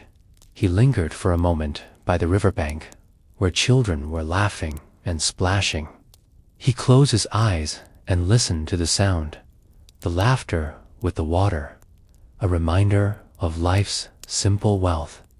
As he returned to the temple with his humble goods, he saw from a distance that 3 more butterflies were circling the archway, and a sparrow now nested in a branch above the garden. And though no human eye saw the flowers yet, the creatures of the world responded to the quiet energy blooming there. At dusk, he sat near the garden on a flat stone, sipping warm tea, and reflected that perhaps life was like this invisible garden. You water it with belief, tend it with patience, and, though the world may not notice, the energy you plant always ripples out, making the world richer in ways unseen. The next day began with the soft tolling of the temple bell, its deep tone rolling through the valleys and echoing against the mountains. Anaru awoke slowly, stretching his arms toward the wooden beams above, feeling the warmth of the rising sun slipping through the cracks of the shutters. He rose and folded his mat, smoothing the edges with care, then poured cold water into a simple clay bowl and splashed his face. Watching droplets fall into the basin and ripple in soft circles, he tied his robe and stepped outside. The mist was thinner now, and a soft, golden light kissed the tops of the pines. He made his way to the invisible garden, the soil damped beneath his sandals. He bent down, tracing lines in the earth with his fingers. Feeling the pulse of life beneath, he whispered words of thanks to the unseen flowers and the promise of their bloom. As he began to water the soil, he noticed the first signs of morning dew clinging to a small bud. It was not yet visible to the world, but to him it felt alive, a treasure waiting to unfold. The narrator whispers softly, "Here, sometimes prosperity begins like the dew, unnoticed, silent, but full of the reflection of the sun waiting to rise fully in your life."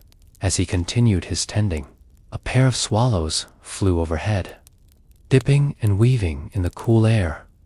One landed briefly on the edge of the garden, chirped, and then took flight again, and Anaru felt a warmth in his chest, a confirmation that nature already honored his unseen labor. Later that morning, he brewed tea in the temple kitchen. The fragrance of green leaves and roasted rice filling the small space. He sat on the wooden floor with his cup, feeling the heat through his palms, and listened to the world waking up. Distant laughter from the village, the clink of oars on the river, and the soft whistle of the wind slipping through the high pines.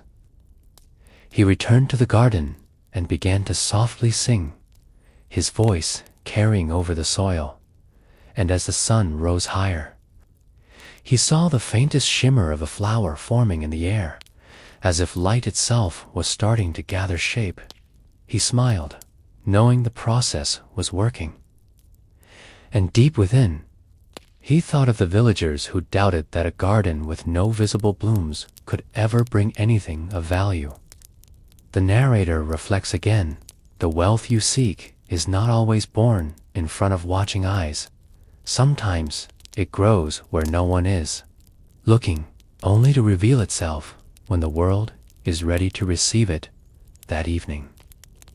As the sun dipped behind the mountains and painted the sky in soft pinks and golds, a single villager approached the temple path, pausing as he noticed the unusual gathering of butterflies above the invisible garden. He tilted his head, blinked, and rubbed his eyes, unsure if he was seeing things. Anaru simply bowed to him with a quiet smile and continued his gentle tending, knowing that faith watered daily would eventually bloom for all to see. The morning began with a silver fog that curled over the temple roof and wrapped the mountains like a shawl. Anaru opened his eyes to the muted light filtering through the wooden shutters and took a long, quiet breath. He listened to the soft drip of water from last night's rain, the distant rush of the river, and the occasional call of a hawk high. Above, he sat up, stretching his legs and arms slowly, then slid his sandals on and stood, moving to the polished wooden basin where he washed his face and hands. The cold water shocked him awake and brought a small smile to his lips. He tied the rope belt around his robe and stepped outside, the stones of the temple steps still slick with dew.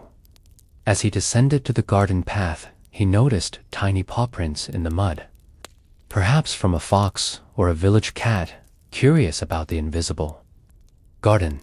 He crouched to examine them, feeling a soft connection to the small, unseen lives that passed during the night, reaching the garden. He inhaled the damp scent of the earth, rich and comforting. He knelt and ran his hands through the soil, whispering a quiet prayer of gratitude. Even when no flowers yet showed themselves to the world, he knew life pulsed beneath the surface. The narrator speaks softly here. Prosperity is like the hidden roots under the ground. Even when no one believes in your vision, your consistent nurturing builds a foundation for abundance. As Anuru rose, a soft breeze stirred and carried the smell of pine needles and distant cooking fires from the village. He took the clay jug of water and slowly poured it across the garden, careful, deliberate, almost like a ceremony. And as the droplets soaked into the soil, the shimmer of invisible petals seemed to stir. A subtle glow caught in the morning light. He felt the vibration of life around him, a quiet hum that matched the rhythm of his heart. Later that day, he walked down to the river to collect fresh water. The path was lined with stones and wild moss, and each step felt grounding. He noticed a small patch of wildflowers blooming beside the stream, yellow and white, and he leaned down to touch their soft heads. Smiling to himself, he carried the water back to the temple, his bare feet padding over the smooth stones, and returned to the invisible garden. Setting the jar down, he saw a family of sparrows hopping near the edge of the soil, chirping as if in celebration. That evening, as the sky turned into streaks of violet and soft orange, a pair of villagers passed by on their way home. One slowed and pointed at the shimmering light hovering just above the garden, like sunbeams caught in mist. They exchanged a glance, whispered to each other, and then continued on their way, leaving Anaru alone in the golden hush of twilight. The narrator reflects again. Sometimes the world will begin to notice your efforts in small, hesitant ways, and that is the moment when your inner garden begins to expand into true prosperity. He sat cross-legged at the edge of the garden as night fell, watching fireflies flicker in and out of the darkness, their glow blending with the faint light of his invisible flowers. He closed his eyes, breathing slowly, and felt the gentle satisfaction of knowing that growth had begun, both in the soil and within his heart. The dawn came quietly with a soft mist crawling up from the river and settling into the valley. Anaru rose before the temple bells rang, his body moving slowly, feeling the cool stone beneath his bare feet. He reached for his robe and wrapped it tightly around himself. Tying the rope with a small knot, he moved toward the water basin, splashed his face, and took a deep inhale. The scent of pine, wet earth, and faint incense from the temple hall filled his lungs. He stepped into the courtyard and listened to the sound of wind in the bamboo. He then walked to the invisible garden. The soil was damp and dark, and dew clung to the leaves of plants that only his heart could see. He bent down and placed his hands on the earth, closing his eyes, feeling the soft vibration of life beneath. As he worked, he noticed the first true sign of something more, a tiny bud, pale and delicate, barely visible to the eye. Trembling in the breeze, he smiled softly and whispered, "Thank you." The narrator's voice enters. Prosperity appears first as a whisper, as a soft sign that you are aligned with your inner vision. It does not roar. It hums, and you must learn to hear it. Anaru spent the morning pulling weeds and moving stones to protect the fragile sprouts from the wind. His hands were dirty, his knees pressed into the cool soil. The sun began to rise higher, and with it, golden light spread across the valley, catching the mist and turning it into liquid fire. Birds began to gather near the garden. A crane landed gracefully on the far edge, its long neck bending toward the invisible flowers. As if recognizing the energy radiating there, Anaru watched with quiet joy. He returned to the temple for a bowl of rice and tea, sitting cross-legged on the floor, chewing slowly, tasting each grain after breakfast. He walked the stone path around the mountain, stopping to watch the river sparkle under the sun. He collected fresh water and carried it back, feeling the weight in his arms and the heat of the sun on his shoulders. He thought about the villagers, about how they would sometimes glance curiously at his garden.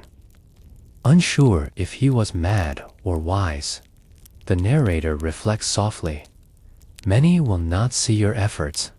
They will not understand your faith. But the invisible work you do is shaping your life in ways they cannot imagine. By late afternoon, Anaru sat in the garden again, meditating. The hum of insects filled the air. The light of the sun slanted across the temple walls. He felt time slow, his mind empty but peaceful. He could almost hear the roots moving beneath the soil, expanding and weaving together. That night, the stars came out one by one, bright and cold above the mountains. He lay on the wooden porch of the temple, staring at them, and thought of his inner garden blooming quietly in the universe, sending out invisible seeds of prosperity, each one destined to grow when the time was right. He drifted into sleep to the sound of the wind and the gentle pulse of life all around him. The morning rose with a golden light spilling softly over the temple walls, and Anaru woke to the sound of the distant bell echoing through the valley. He stretched his arms slowly, feeling the warmth of the sun touch his face. He stepped outside, onto the wooden porch, and the air was still, the kind of stillness that comes before something extraordinary. He walked barefoot across the stone path to his invisible garden, and he stopped, blinking in disbelief, where there had been only hints and whispers. Now the space shimmered with color. The flowers had bloomed overnight, delicate blossoms in colors he had never seen before, glowing softly as if touched by morning light from another world. Butterflies floated above them, and the scent of sweet earth and rare perfume rose into the air. Birds perched along the fence, singing melodies he had never heard, and the energy of the garden vibrated through the air like a soft, warm wave. He fell to his knees, overcome with gratitude, whispering thank you to the earth, to the universe, to the invisible forces that had nurtured this dream into reality. He knew in his heart that this garden was more than flowers. It was the visible reflection of every seed he had planted in faith. Every morning he had shown up. Every day he had believed in what he could not yet see. As he breathed in, he felt the narrator's voice wash over the scene. Prosperity is like this garden. It begins in silence, in patience, in the daily tending to thoughts and dreams that no one else can see. When you water your faith, when you protect your vision, the roots grow strong in the unseen. And one day, without warning, your life blooms with everything you imagined and more. Anoru spent the day moving slowly among the flowers, touching each leaf, offering water and silent prayers of gratitude. Villagers began to gather at the edge of the temple, drawn by the fragrance and the shimmer. They could not believe that this was the same patch of empty soil they had ignored.